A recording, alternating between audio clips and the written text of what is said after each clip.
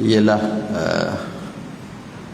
mengambil pegangan ataupun taking possessions, memegang apa yang dijual beli, kerana jual beli ini adalah kontrak pertukaran, aqdun muawadah, kontrak pertukaran. Bila kita melakukan jual beli, maka bertukar di antara dua subjek dalam jual beli.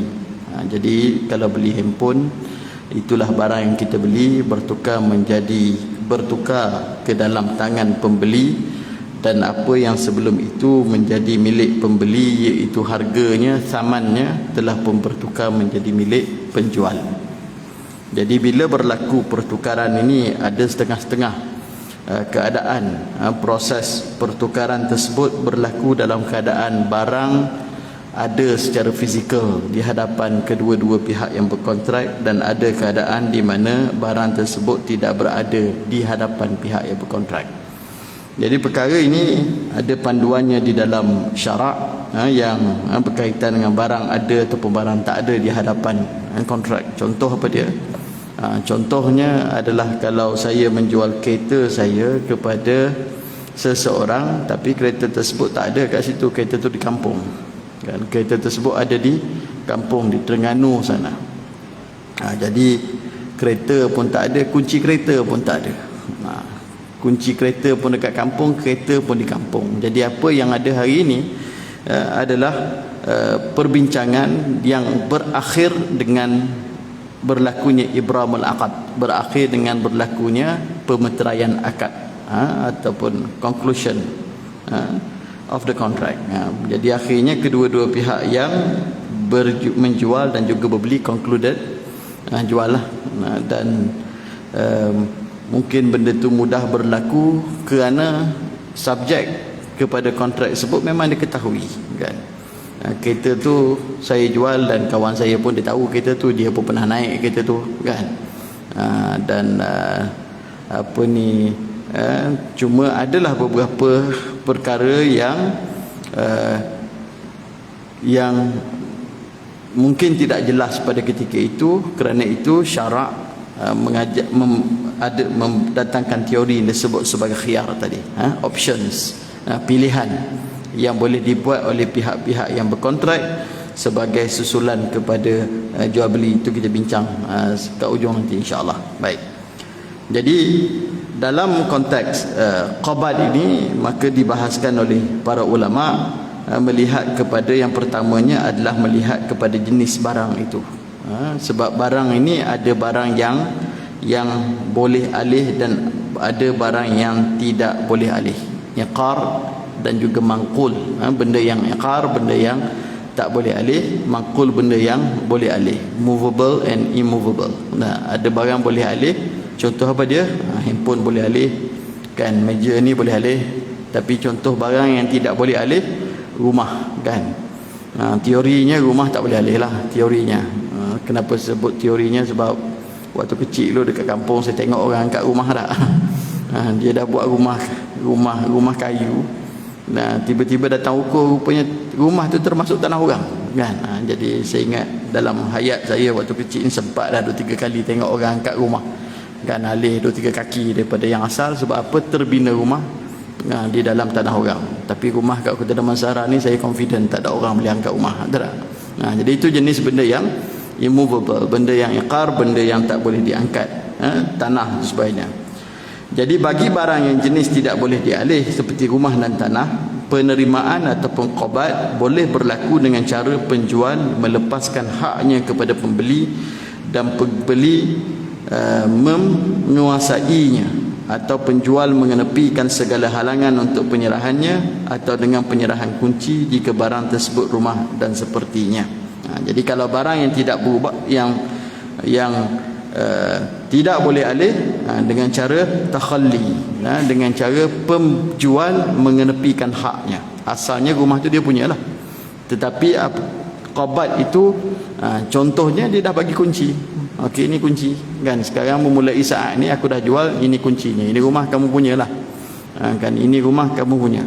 Ataupun dia telah pun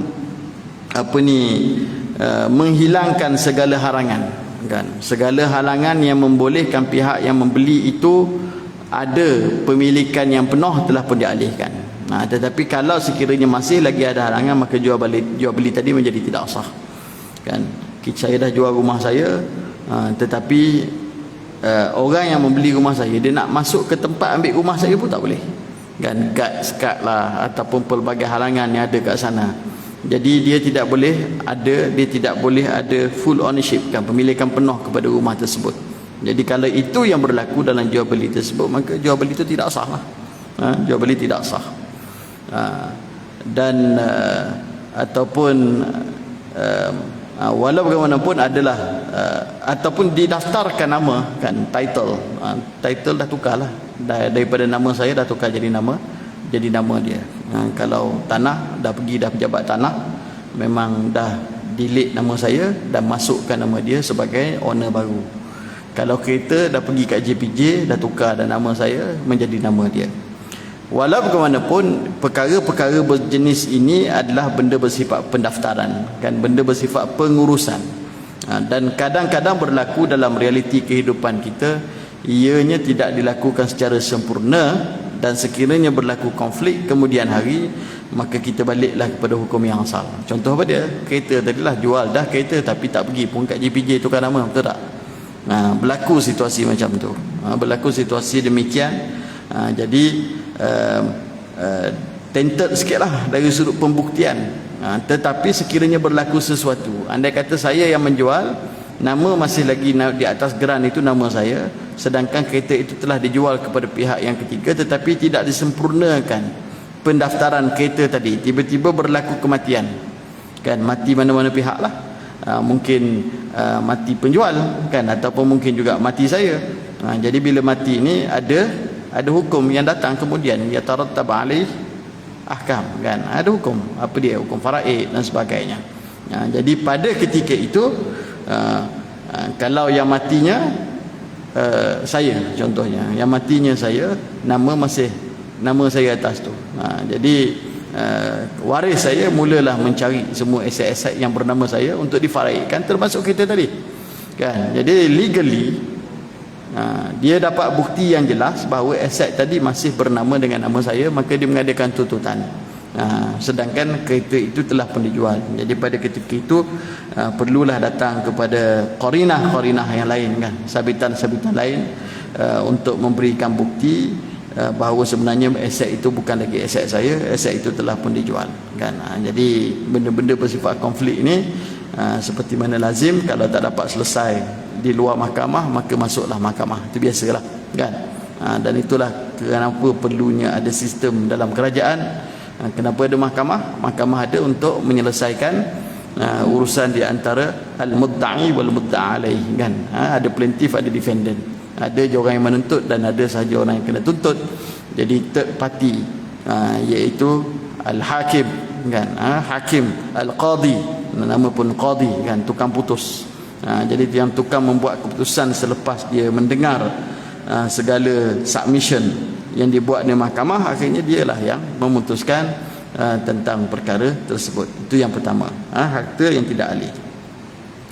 Yang kedua, ada barang yang tidak, ya, harta yang boleh alih, benda yang mangkul, benda yang boleh alih, kan, air dan sebagainya. Bagaimanakah berlakunya penerimaan qabat ini? Maka ianya berlaku dengan cara mengambilnya dengan tangan. Jika barang itu boleh diambil dengan tangan, jadi dah jual, diambil, dia qabat dah lah, kan, dia telah pun qabat. Atau contohnya baju, buku dan sebagainya. Dan jika barang tersebut yang jenis tidak boleh diambil dengan tangan, seperti haiwan dan sebagainya, penerimaan dilakukan dengan cara memindahkan barangan tersebut. Jadi barang tu tidak lagi berada dalam pegangan yang menjual. Sekarang pun dah boleh dibawa balik, kan. Kalau lembu tu dah boleh pegang tali, dah heret balik rumah. Jadi telah berlakulah qabat. Dan ada mungkin dalam bab qabat ni juga ulama bahas tentang qabat hukmi dengan qabat haqiqi. Qabat hukmi, actual possession, dan juga constructive possession, kan, pegangan actual, memang boleh pegang betul-betul, ataupun ada yang bersifat konstruktif. Konstruktif maksudnya al-hukmi, dianggap dia telah memegangnya, dianggap dia telah memegangnya, Contoh yang mudahnya adalah seperti jual hari inilah banyak transaksi yang kita lakukan yang mana kita menggunakan aplikasi atas talian, kan, duit transfer, kan, pergi kat kedai pun pakai e-wallet, kan, pakai e-wallet.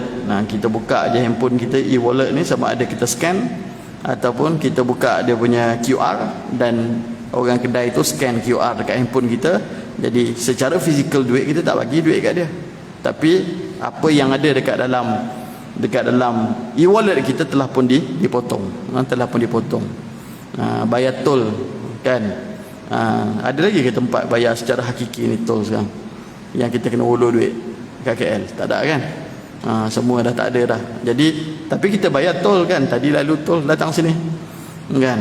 Memang e-wallet saya, touch and go e-wallet dah kena potong dah, kan. Lalu potong, kan, dapat masuk notification dekat handphone. Jadi itu maksudnya adakah saya telah membayar dan adakah penyedia perkhidmatan highway tersebut telah pun menerima bayaran daripada saya? Ia telah terima secara qabat hukmi. Secara qabat hukmi, iaitu duit itu telah pun berlaku pindahan masuk ke dalam akaun dia. Jadi penerimaan ini yang mustahaknya adalah sekiranya dalam konteks jual beli ini apa implikasi sekiranya qabat itu tidak berlaku, kan. Jual beli telah pun berlaku tetapi qabat itu tidak boleh dilakukan. Itu isu dia. Tadi macam terhalang lah. Sepatutnya berlaku elemen takhalli, dah diberikan ruang untuk diambil. Saya jual kereta saya kepada seseorang, saya kata pergi kampung saya, kereta saya bawah rumah nenek saya, sampai kat rumah nenek saya tu beritahu, kan, Ustaz Nazri dah jual lah kereta, minta kunci dengan dia, kan. Tapi bila pergi sampai saja bapa saudara saya tunggu dengan parah depan rumah, kan, tak bagi dia ambil kereta. Jadi tak berlakulah qabat. Maka terjejaslah kontrak tadi. Maka kontrak tadi boleh menjadi satu kontrak yang tidak sah. Yang tidak sah kenapa? Kerana the effect of the transaction itu tidak boleh berlaku, kan. Definisi jual beli kita dah sebut awal dulu apa dia? Mubadalatu malun bimalin ala wajhin makhsus bitarati tamlikan wa tamallukan. Jual beli ini adalah kontrak tukar barang dengan barang. Jadi saya sebagai penjual, saya ada hak kepada harga, saya sebagai penjual ada hak kepada harga dan bertanggungjawab untuk serahkan barang yang dijual. Dan begitu juga dia sebaliknya sebagai pembeli, dia ada hak kepada barang yang dibeli dan dia bertanggungjawab untuk membayar. Jadi bayaran telah dibagi tetapi dia tidak mendapat hak dia untuk mengambil. Jadi kalau terhalang untuk mengambil, maka telah terjadilah satu kontrak jual beli yang tidak sah. Kenapa? Kerana dia tidak boleh menguasai barang yang telah pun dikontrakkan tersebut. Jadi itulah implikasi kepada persoalan berkaitan dengan qabat ini. Jadi kalau tuan-tuan buat jual beli berlaku situasi macam tu, dia kena balik kepada the ground zero lah. Dia kena balik pada yang asal. Yang asalnya apa? Asalnya tak ada kontrak, kan. Tak ada kontrak. Sebab apa? Sebab kontrak tak dapat disempurnakan, kan. Completion of kontrak tak boleh nak berlaku. Parti yang sepatutnya dapat barang dia tak boleh dapat barang dia, tak boleh qabat, dia tak boleh menguasai barang dia, kan. Dia boleh menguasai bererti dia boleh berlaku wewenang, kan. Faham wewenang? Dia boleh buat sewenang-wenangnya dengan barang dia. Dan dia punya barang, dia nak jual kat orang lain boleh, dia nak bagi hadiah kat orang lain boleh. Sekarang dia terhalang, dia tak boleh nak melakukan secara wewenang barang dia. Maka kontrak itu dia telah pun void ab initio, kan. Dia telah pun invalid ataupun void from the early beginning lah. Daripada awal lagi dia dah void, dia dah tidak sah. Kenapa? Sebab gagal untuk dikomplitkan sampai ke hujung. Telah berlaku apa yang dalam undang-undang disebut sebagai frustration of contract. Tuan-tuan biasa frust, kan. Jadi yang ni frust lah ni, frustration of contract. Kontrak tadi tu dah frustrated, tak boleh disempurnakan, maka dia kena baliklah kepada yang asal. Jadi itu teori teksnya lah dari sudut perundangan. Tapi kalau nak buat konflik juga pergi masuk mahkamah lah. Walaupun apa yang saya sebut ni memang secara tipikal fiqh lah. Tapi kalau pergi mahkamah tak tengok kitab ni. Mahkamah tengok apa undang-undang yang ada dalam negara kita. Jadi kalau undang-undang negara kita ni tak sempurna dari sudut syarak, itulah kerjanya. Kan kerjanya menyempurnakan undang-undang itu supaya ianya selaras dengan syarak. Itulah kerjanya pemerintahan Islam, kan, dari sudut siasah syar'iyah. Dia kena tengoklah satu-satu. Baik, itu yang pertama. Bab yang kedua adalah berkait dengan persoalan khiyar. Persoalan khiyar ataupun persoalan membuat pilihan menjadi dasar dalam kontrak jual beli. Kontrak dianggap sah serta merta sekiranya segala rukun dan syarat telah dipenuhi. Sesuatu kontrak itu telah pun berlaku, telah pun lazim ataupun ilzam, telah pun termeterai apabila rukun cukup, syarat pun cukup. Dan dengan itu barang dijual bertukar milik kepada pembeli, dan hak milik barangan yang digunakan sebagai bayaran menjadi milik penjual. Barang jadi pembeli punya, maka duit jadi penjual punya. Dan oleh itu kedua pihak tidak mempunyai pilihan, itu asasnya. Tetapi Allah Subhanahu wa taala tetap mengambil kira kepentingan manusia, kan? Jadi Allah Subhanahu wa taala tetap mengambil kira kepentingan manusia yang kadang-kala dalam melakukan transaksinya berlaku gopoh dan tidak teliti dalam membuat keputusan. Oleh itu kesahihan jual beli tidak semestinya berdasarkan semata-mata rukun dan syarat, tetapi kedua-dua pihak berhak untuk meneruskan dan membatalkan kontrak yang dipersetujui. Ada hak untuk memilih sama ada nak meneruskan ataupun membatalkan kontrak yang telah dipersetujui. Dan langkah ini sebagai tanda prihatin dan bertujuan memastikan agar kontrak tersebut dijalankan dengan penuh kerelaan, dengan taradhi, kan? Jadi teori asal cukup rukun, cukup syarat, concluded, kan? Tetapi ada satu bab lain, iaitu bab options ataupun khiyar, pilihan yang diberikan. Walaupun dah cukup rukun, dalam cukup syarat, maka ada khiyar aib, ada khiyar majlis, ada khiyar syarat. Ada tiga benda yang dibahaskan oleh para ulama ni, iaitu sama ada kedua-dua pihak tersebut nak terus ataupun tidak terus dalam tiga teori tadi. Teori khiyar majlis, khiyar syarat dan juga khiyar aib. Jadi tujuannya kerana untuk menjaga kepentingan. Jadi berniaga ni, jual beli ni tuan-tuan, ini bukan soal untuk rugi je. Ini bukan soal untuk rugi. Inilah benda yang kurang kepada peniaga hari ini.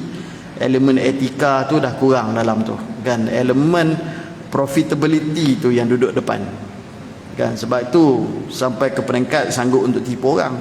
Sebab apa? Profit, kan? Sebab terlampau sangat meletakkan dunia di hadapan. Sedangkan kalau kita meneliti banyak nas-nas, kan? Nas-nas syarak Quran dan juga sunnah, betapa di sana Allah Subhanahu wa taala dan Nabi sallallahu alaihi wasallam menekankan aspek etika, ethics dalam jual beli, kan? Dalam hadis yang masyhur, rahimallahu rajulun samhan idza ba'a, samhan idza ishtara, samhan idza iqtada, kan? Allah Subhanahu wa taala merahmati seorang peniaga yang ada elemen samahah bila dia menjual, ada elemen samahah bila dia membeli, ada elemen samahah bila dia menuntut bayaran. Jadi apa dia samahah ni? Yang orang confirm pakai nama samahah sekarang muftilah, betul tak? Sahibu as-samahah. Apa maksud samahah ni? Ringkasnya boleh katakan orang yang ada tolak ansur, kan? Ada elemen tolak ansurnya. Jadi Allah merahmati dia yang bertolak ansur bila dia jual barang, dia bertolak ansur dalam dia menjual, dia tolak ansur dalam menuntut harga, dalam menuntut. Jadi macam mana nak bertolak ansur dalam menjual, kan? Jadi harga pun dia tidaklah nak mendapat keuntungan yang berlipat kali ganda, kan?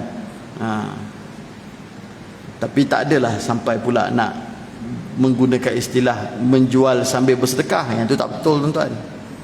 Saya ni menjual sambil bersedekah je ni, tak betul. Dah, menjual lah, sedekah lah. Sedekah ni bagi secara free, tak ada counter value langsung.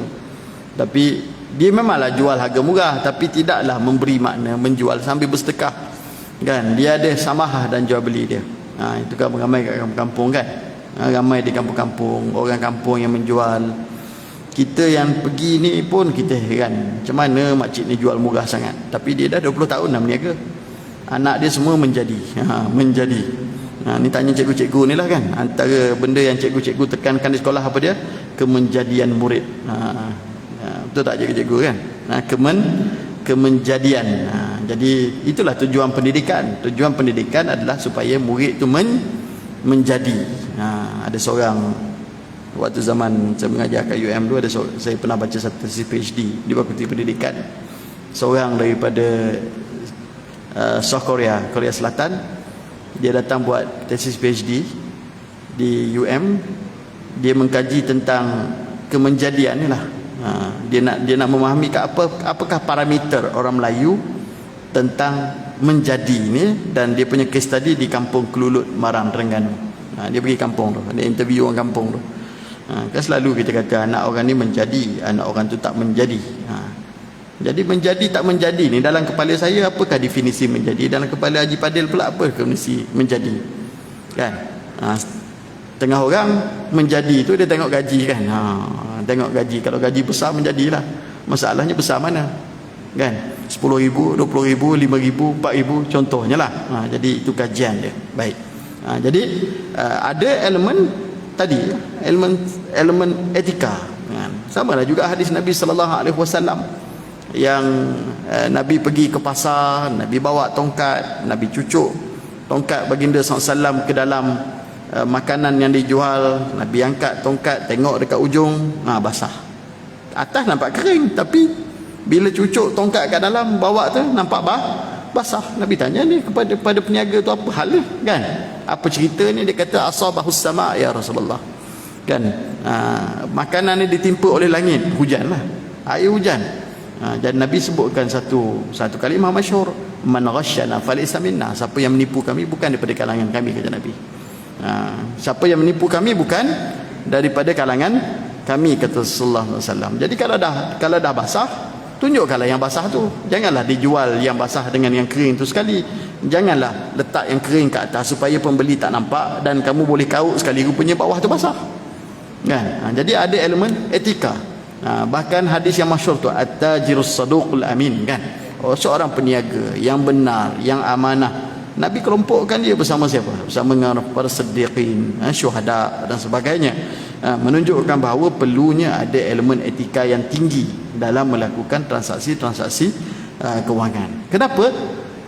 Sebab ianya nak menjaga maslahah. Nak menjaga maslahah. Dua-dua pihak, penjual pun ada maslahah dia nak dapat untung dan sebagainya. Pembeli pun samalah kan. Kita tak mahu benda yang kena tipu kan. Dan bila zaman sekarang lagilah kan, boleh masuk dalam viral kan, macam mi tonggek kat Putrajaya apa lagi. Masyhur, tiba-tiba orang buat keluar dekat viral, ada ulat kan. Wallahu a'lam lah apakah kebenarannya. Kita cuma dapat daripada media sahaja. Jadi janganlah jadi hakim berlebihan sangat kan. Sebab media tu baru bagi satu side punya perspektif, yang pihak lagi kita tak dapat tahu lagi. Baik. Tapi dah kena tutup lah kedai tu kan. Perbandanan Putrajaya dah hantar notis penutupan kedai tersebut. Wallahu alam apa yang berlaku. Tetapi asasnya kalau tuan-tuan yang berniaga, beretikalah dalam melakukan perniagaan. Kerana kita berniaga, kita nakkan hak orang, iaitu duit orang, supaya bayar dan barang kita boleh terjual. Baik. Jadi etika mesti tinggi. Baik. Jadi ada tiga khiyar. Ada tiga khiyar, iaitu khiyar majlis, khiyar syarat dan juga khiyar aib.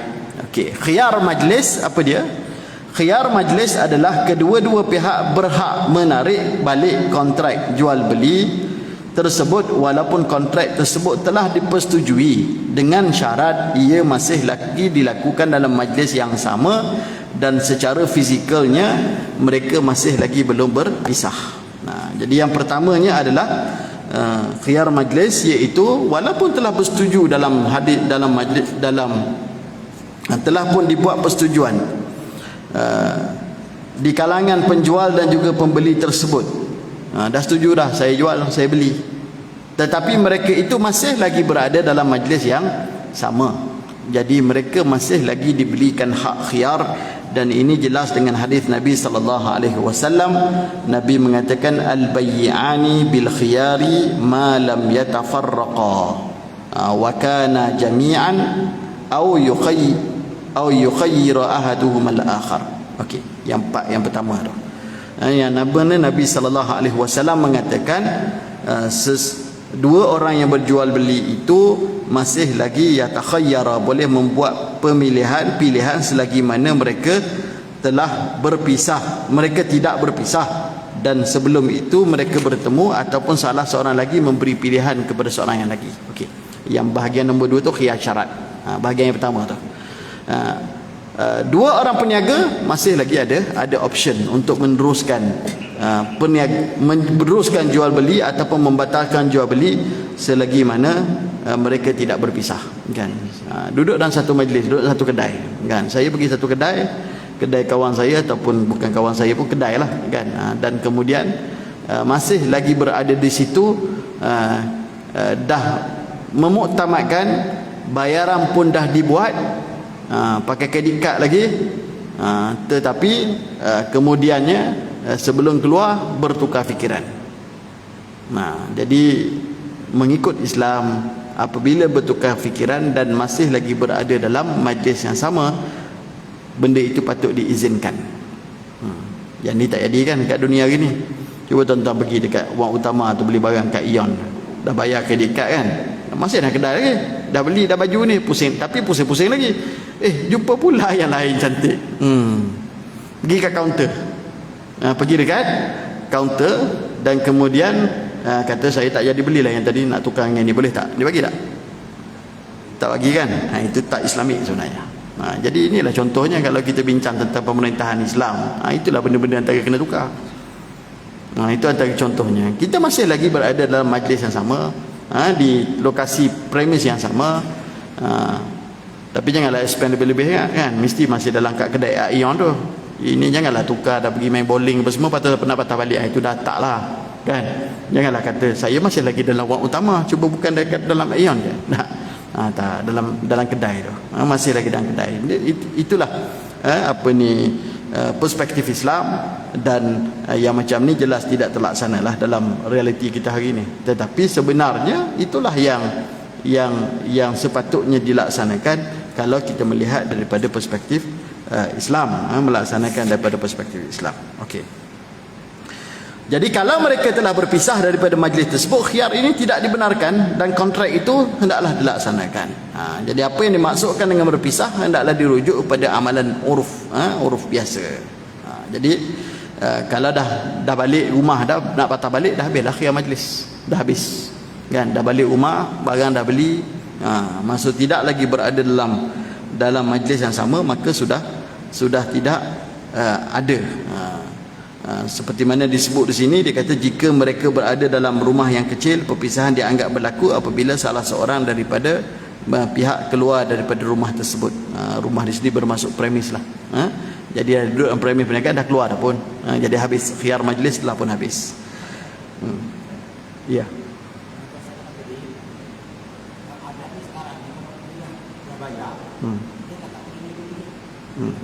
Itu tak betul. Jadi kalau kita lah yang meniaga kan, kedai-kedai macam kat depan kan, contoh kita lah peniaganya, kedai kecil je saja, kedai perniagaan kita. Orang datang membeli, dia duduk lagi dalam kedai kita, tiba-tiba jumpa barang lain, dia tak jadi nak beli yang tadi, dia kata saya nak cancel yang tadi, saya nak yang ni.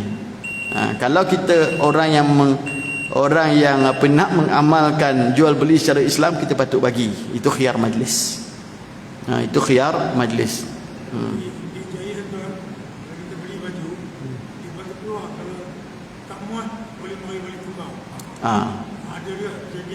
Itu khiyar aib. Yang tu mungkin dekat dengan khiyar aib. Jadi kalau entiti yang memberikan syarat-syarat macam tu, itu Islamik lah tu. Islamik lah bab tu, dalam bab tu. Kan? Tapi kalau dia jual arak juga kat situ, itu cerita lain lah. Ceritanya bab itu. Ada pelbagai macam tu kan. Last week ada satu. Anak saya beli seluar minggu lepas di mana ya? Saya lupa nama kedai. Pertama kali orang yang memakai itu tak ada situ. Dia sebab tu saiz kan. Atau sanci. Ya. Kalau rumah tengok boleh tukar besar. Itu baguslah. Secara undang-undang komersial yang biasa, mungkin peniaga itu melihat ini pelaksanaan komersial biasa, tetapi pelaksanaan komersial biasa itu merapati maqasid dalam bab jual beli, iaitu menjaga kemaslahatan kedua-dua pihak kan. Jadi memberikan izin, kalau kamu balik try kat rumah, tiba-tiba tengok saiz tu tak betul, boleh datang tukar, itu menjaga kemaslahatan. Itu menjaga kemaslahatan pihak yang berkontrak. Itu bagus. Tapi itu bukan khiyar majlis lah. Itu saya kata merapati teori khiyar syarat kan. Maksud syarat. Bahagian kedua hadis yang kita baca tadi, yang mana Nabi sallallahu alaihi wasallam mengatakan, atau salah seorang di kalangan mereka memberikan pilihan kepada salah seorang yang lagi satu. Kan. Jadi penjual meletakkan syarat tu. Dia kata selagi kamu boleh datang tukar, tapi tak adalah sampai bertahun kan. Dia kata mungkin dalam masa sebulan atau dalam masa 2 minggu boleh datang tukar. Maka itu khiyar syarat. Itu khiyar syarat. Dan kalau kita yang meniaga, kita nak wujudkan elemen-elemen khiyar syarat ni, baguslah. Sebab apa? Sebab memberikan kepuasan hati kepada semua pihak yang berkontrak. Kepada semua pihak yang berkontrak. Baik. Tapi khiyar majlis tadi tu, selagi dia duduk di situ, selagi mana dia duduk dalam majlis. Jadi ada yang disusulkan khiyar syarat seperti mana yang contoh-contoh kita dah bagi tadi, yang boleh balik dulu, boleh datang balik. Tapi ada juga situasi yang mana peniaga tu memang ketat betul lah, dah belilah, tak boleh yang tukar dah. Ini bukan soal ataupun tukar boleh tapi cancel tak boleh. Jadi itu tak Islamik. Khiyar majlis bererti boleh cancel selagi-lagi malam yatafarraqa, selagi mana mereka tak berpisah, selagi mana mereka masih duduk kat dalam kedai dah. Muqaddimah yang pengarang kita, Dr. Wehbah ni mengatakan, Dr. Mustafa Al-Khin Al-Bugha dan juga Ali Asyarbaji ni, dia kata tadi kadang-kadang manusia ni gopoh dalam membuat keputusan kan, dah concluded tapi bertukar fikiran kemudian. Jadi khiyar majlis membolehkan kalau bertukar fikiran boleh cancel dengan syarat belum berpisah. Tapi kalau dah balik rumah baru nak cancel tak boleh lah. Itu kena jaga juga kemaslahatan penjual kan, kemaslahatan penjual. Dengan syarat teori ini dah concluded, tapi kalau belum conclude, dah conclude termasuk apa dia? Termasuk apa yang ulama bahas dalam bab urbun ataupun arbun. Arbun ni ada yang terima, ada tak terima. Tapi dalam teori muamalat moden hari ini, majoriti ulama menerima urbun ataupun earnest money, iaitu bayar tak bayar sepenuhnya lagi, bayar cengkeram dulu, bayar sebahagian sahaja. Jadi apakah implikasi membayar sebahagian sahaja? Adakah telah menjadi milikan ataupun tidak? Jadi yang paling menerima teori ini pada dasarnya adalah mazhab mazhab Maliki, tetapi pendapat tersebut diterima oleh majoriti ulama hari ini, bahawa telah berlaku tamlik, telah berlaku pemindahan milikan walaupun tidak membayar sepenuhnya. Sebab membayar sepenuhnya itu bukan menjadi syarat kepada sempurna jual beli. Syarat mengizinkan di sana, nak bayar harga tangguh pun boleh kan. Jadi kalau membayar harga tangguh pun boleh, tidaklah bererti apabila semua harga bayaran dibuat baru kontrak itu muktamad ataupun konklusif. Jadi bayar sebahagian pun boleh. Jadi kalau ada bahkan kalau ada yang mensyaratkan pemilikan tidak berpindah selagi mana bayaran penuh dibuat, itu yang tak betul. Pemilikan telah berpindah walaupun bayar sebahagian. Macam sebahagian SMP kan, sale and purchase agreement yang kita sign, tuan-tuan balik tengok sendirilah. Kadang-kadang ada ditulis the ownership of the property will not be transferred to the buyer, will only be transferred to the buyer upon full payment. Pemilikan akan dipindahkan selepas bayaran penuh dibuat. Itu tak Islamik. Kan? Pemilikan dalam syarak berlaku setelah kontrak dimuktamadkan, bukan selepas bayaran. Bayaran tu adalah consequence. Bayaran tu adalah benda-benda yang menjadi rentetan kepada kontrak. Bila kita membeli barang, kita kena bayarlah. Tapi kontraknya dah muktamad belum? Dah. Jadi dah pindah belum? Pindah. Itu yang saya pernah bagi contoh pada tuan-tuan dulu. Kalau saya jual kereta saya, dia pergi datang ambil kat rumah saya, dengan beli kereta saya dengan harga 20,000, dipersetujui kan. Kalau nak bincang teori khiyar majlis, dia pusing-pusing kereta kan. Nampak kereta semua okey, tiba-tiba ustaz tak jadi belilah. Yang tu kena bagilah khiyar majlis. Janganlah marah dia pula, tadi dah setuju kan. Ya. Tak ada tuan-tuan jual telefon ke apa, tak ada tadi dah setuju, dia masih lagi berada dalam majlis.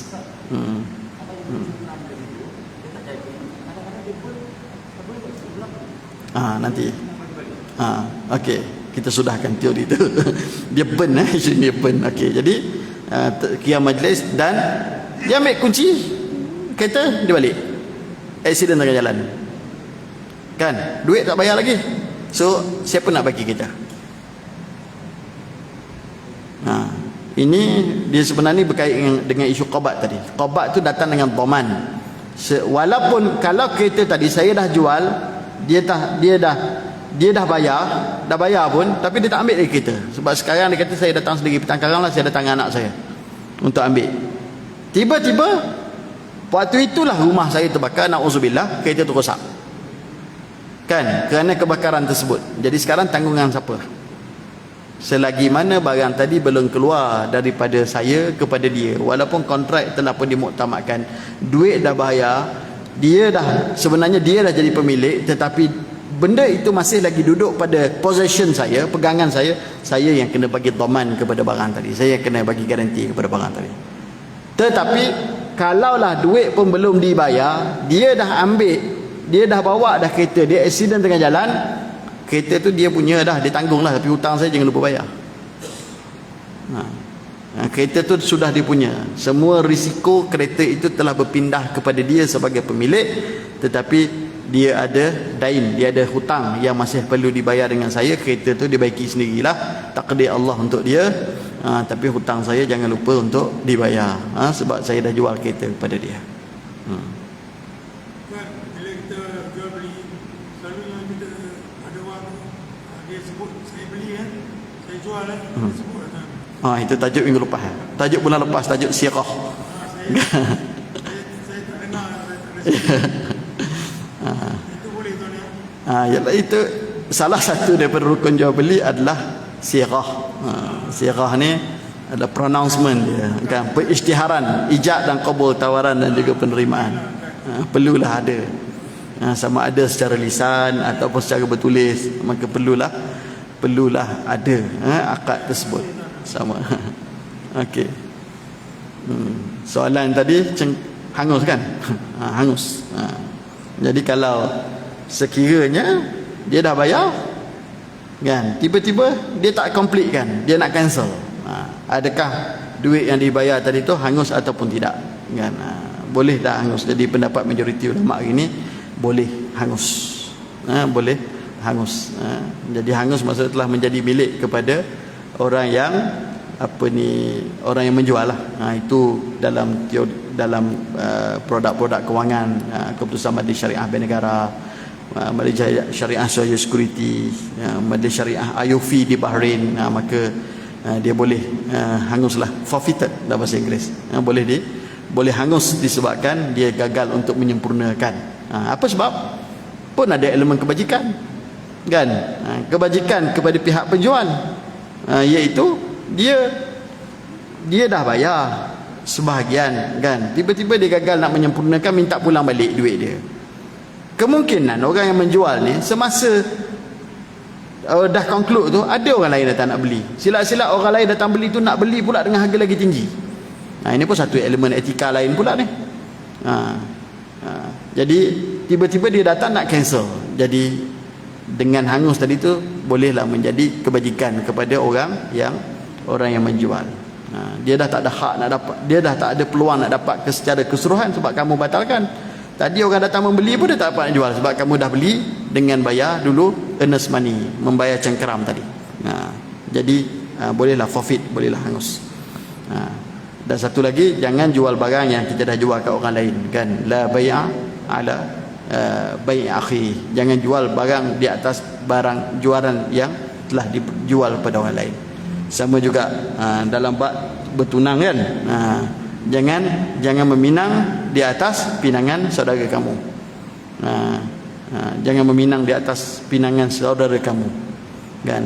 Memanglah perempuan tu cantik kan, kita pun nak kat dia, orang lain pun nak kat dia, tiba-tiba orang lain dah pergi pinang dia dulu. Cuma yang perempuan tu menunggu sekejap kan, dia bagilah saya fikir sekejap kan. Tengah-tengah dipikir tu, kita pergi tanya dia, dah kau pergi belum? Tengah fikir lagi, saya bagilah, saya pun nak juga, kalau tak awak kahwin dengan saya. Itu tak boleh, itu etika lah. Jangan meminang di atas, apatah lagi kalau orang tu memang dah tunangan orang. Khitbah kan, khitbah, pinang khitbah tu ada tu.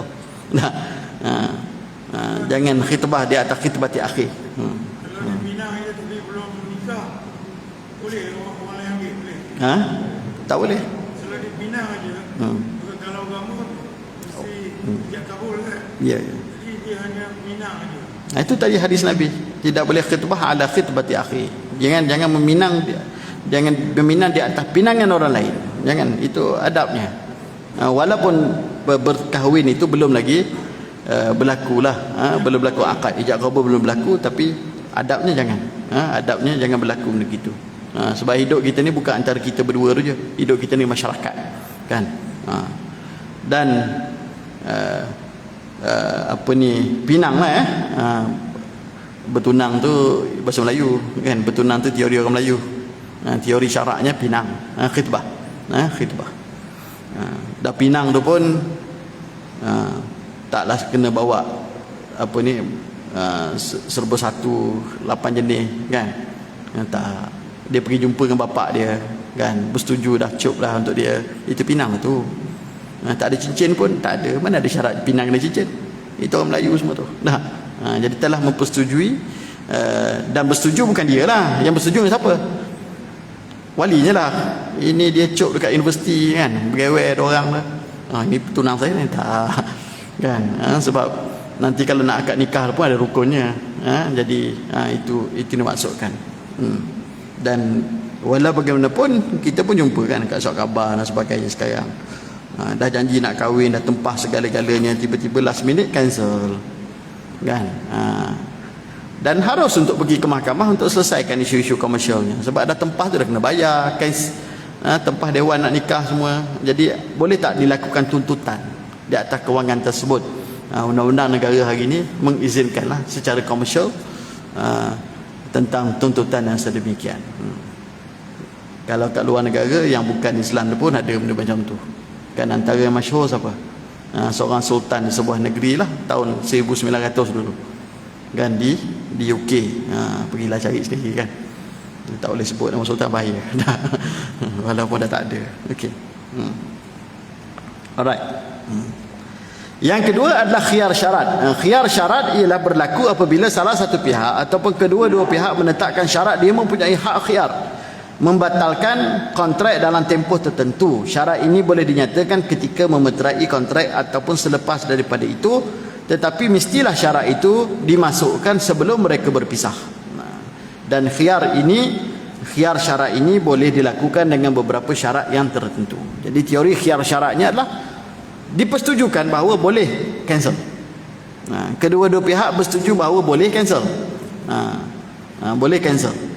Jadi ada beberapa syarat. Yang pertama, mestilah terhad kepada tempoh tertentu. Contohnya, pembeli mengatakan saya nak menuntut hak khiyar bagi tempoh sebulan kan. Jadi kena macam tu. Tak bolehlah saya tuntut hak khiyar, saya nak hak untuk membatalkan, berapa lama tak sebut. Jadi mesti ditentukan, ditaukidkan berapakah tempohnya,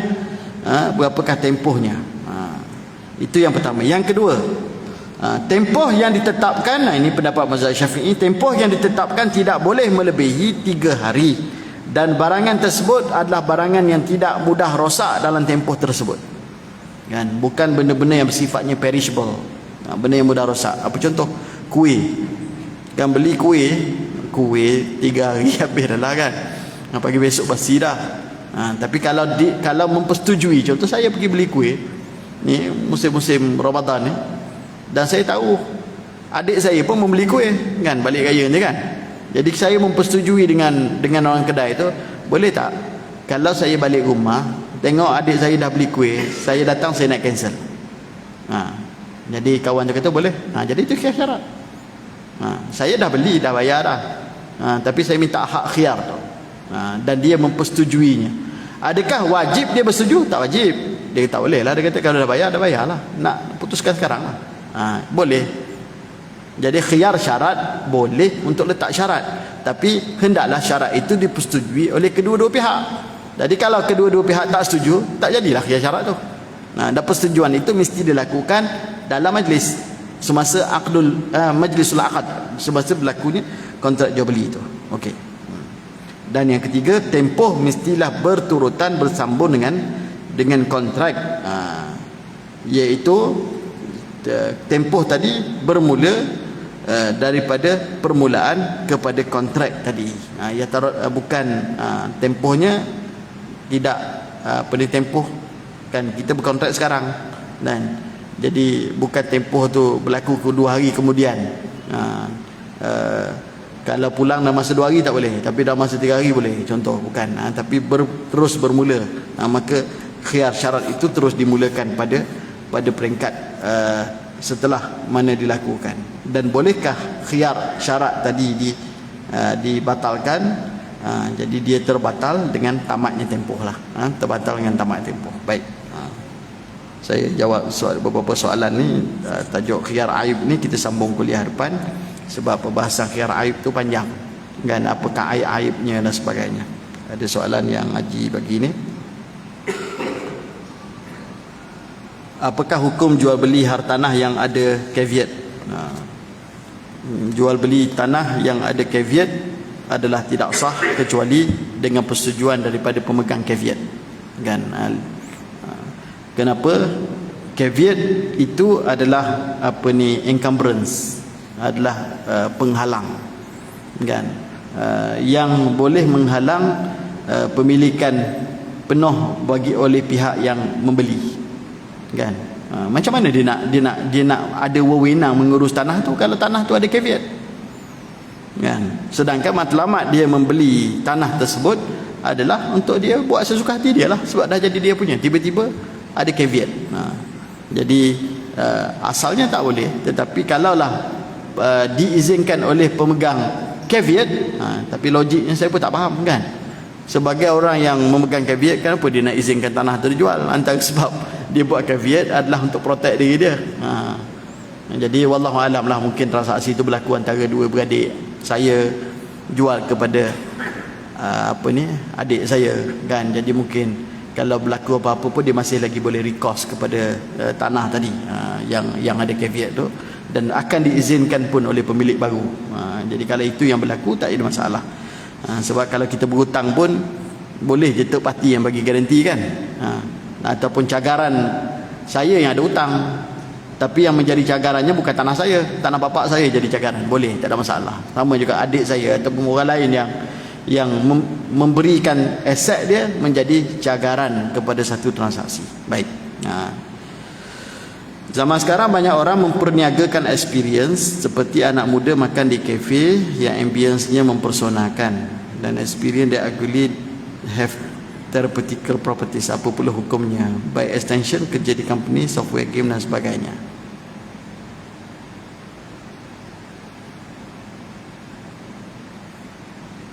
Tak faham soalan ni. Okey. Saya tak boleh jawab sebab saya tak faham soalan. Soalan ni hanya boleh jawab bila faham. Kalau cuba menjawab nanti menyeleweng. Bagaimana dari situ hukum jual beli? Ramai peniaga online tidak memberitahu harga barangan. Kita kena PM baru diberitahu harga. Sah setelah PM. Kan memang barang yang disenaraikan tak letak harga, tapi selepas kita PM dia beritahu ini harganya. Jadi proses mengetahui harga itu adalah sebahagian daripada proses negotiation, dan akhirnya kita conclude nak beli ataupun tak beli selepas kita tahu harga, betul tak? Kita bukan waktu kita duduk tengok dekat dalam atas tu kita dah conclude nak beli. Jadi tetapi kalau sampai sudah dia tak tahu harga, dia tetap mahu membeli, maka jual beli itu tidak sah. Sebab salah satu daripada rukun jual beli ialah barang tu kena tahu. Tapi tahunya akhirnya bayar pula pakai kad kredit jelas sampai SMS. Ini yang kena potong kan. Baik. Akhirnya tahulah. Sama lah kan, orang yang banyak duit pergi makan kat kedai tak pernah nak tanya harga berapa. Saya nak ni, saya nak ni, saya nak ni. Last kali sampai kat kaunter, yang cik makan tadi RM180. Dia pun bayar je lah. Jadi dia tahu tak tahu? Dia tahu. Akhirnya dia tahu berapa harga yang dia kena bayar, dan jual beli tersebut sah. Okey, perlukah kita perincikan kekurangan barang yang kita jual, contoh defects yang ada pada kereta yang dijual? Ini tajuk bulan depan, khiyar aib. Jadi kita tengoklah pada bulan depan tentang bab khiyar aib. Jadi kalau kita menyenaraikan, itulah kita sebenarnya kita telah mencontohi Rasulullah sallallahu alaihi wasallam. Ada seorang bekas penasihat syariah bagi Islam dulu, Dr. Muhammad Syafiq Antonio. Beliau menulis 8 jilid kitab tentang Nabi sallallahu alaihi wasallam, mengikut peranan Nabi lah, role Nabi. Salah satu peranan Nabi seorang peniaga. Jadi dia mengupas dengan cantik bagaimanakah watak Nabi sallallahu alaihi wasallam sebagai seorang peniaga. Jadi antara yang dicontohnya adalah inilah defect ni. Nabi SAW sebagai peniaga, Nabi mengkategorikan barang-barang itu faktor kejayaan Nabi berniaga di Syam, bawa harta orang Mekah secara mudharabah. Nabi senaraikan, ini barang, ini kualitinya dan sebagainya, dan Nabi transparent, ini defectnya dan sebagainya, dan ini harganya. Jadi itulah yang sebut tadi etika kan. Itu etika yang kita kejar, bukan untung semata-mata, tapi yang kita kejar juga adalah keberkatan. Kalau kita kejar untung semata-mata dan perniagaan tersebut tidak datang keberkatan, memang dapat duit banyak tapi cepat pula habisnya. Contoh. Dan begitu juga orang yang membeli, mungkin barang yang dibeli itu pun kalau tidak datang dengan elemen keberkatan, mungkin barang pun tak tahan lama kan, tiba-tiba musibah oleh Allah SWT dan sebagainya. Jadi bukan keuntungan sahaja yang sepatutnya menjadi trust, tapi juga elemen keberkatan. Sama juga orang yang berniaga kan, dalam ayat yang jelas pun, wa in kana dhu usratin fanaziratun ila maisarah wa an tasaddaqu khairul lakum in kuntum ta'lamun. Allah sebut dalam Quran, kalaulah orang yang kamu bagi hutang ni susah, fanaziratun ila maisarah, bagilah can pada dia kan, tunggulah sampai dia senang kan. Dia susah, bagilah, dia datang jumpa minta, bagilah dia peluang. Wa antasaddaqu, tapi kalau kamu bersedekah kan, terus hapus kira teruslah, tak bayar-bayarlah, dah kamu susah, khairul lakum, itulah yang lebih baik bagi kamu.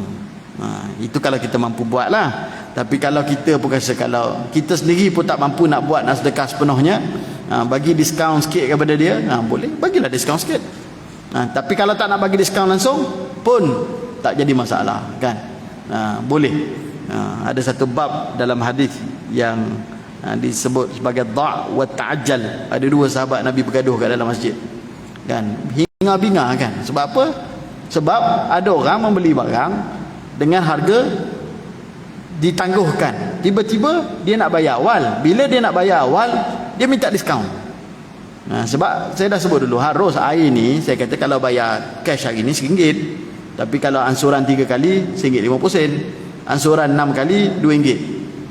Harus, tak ada masalah. Syaratnya setujukan sekarang, nak yang mana ni? Nak yang tunai ke, yang ansuran 3 kali ke, yang ansuran 6 kali? Kena setuju sekarang, itu yang penting. Tiba-tiba dia kata saya nak yang ansuran 6 kali lah. Tiba-tiba bulan depan dia ada duit lebih, dia datang jumpa saya kan, Ustaz, saya nak bayar, nak settle lagi ni, tak sampai tunggu 6 kali. Tapi bagilah diskaun. Wajib tak saya bagi diskaun?